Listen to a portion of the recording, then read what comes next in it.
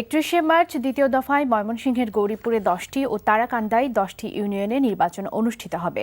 ভোটারদের মন জয় করতে বিরামহীন গণসংযোগ করছেন প্রার্থীরা। জামালপুর সদরের 15টি ইউনিয়নের নির্বাচনকে ঘিরেও চলছে উৎসবের আমেজ। ময়মনসিংহ থেকে আয়ুব আলী ও জামালপুর থেকে শফিক জামানের পাঠানো তথ্য ছবি নিয়ে ডেস্ক রিপোর্ট।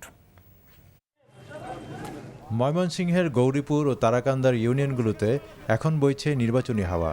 গৌরীপুর উপজেলার অচিন্ত্যপুর ইউনিয়নে আওয়ামী লীগ, বিএনপি সহ সব প্রার্থী রাত দিন বিরামহীন গণসংযোগ চালিয়ে যাচ্ছেন।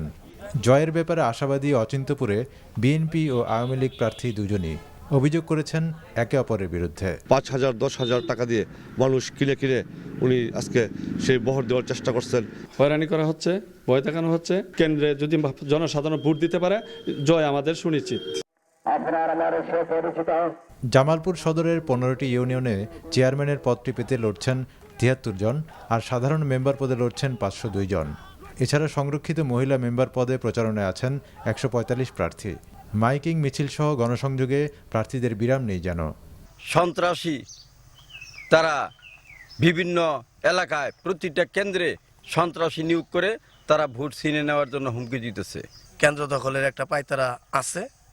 তো আমি মনে করি প্রশাসন এই ইউপি নির্বাচনে আপাতত নিরপেক্ষ ভূমিকা পালন করবে। এখানে সুষ্ঠু নির্বাচন তো অবশ্যই সরকার আমল হচ্ছে, আমাদেরও এখানেও হবে। শতভাগ নিশ্চিত যে আমরা বিজয়ী হব।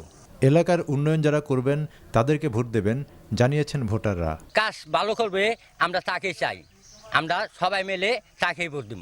এলাকার উন্নয়ন হবে তাকে বর্তমান মনে করে আমরা আমার ভোট আমি দেবো, যাকে খুশি তাকে দেব।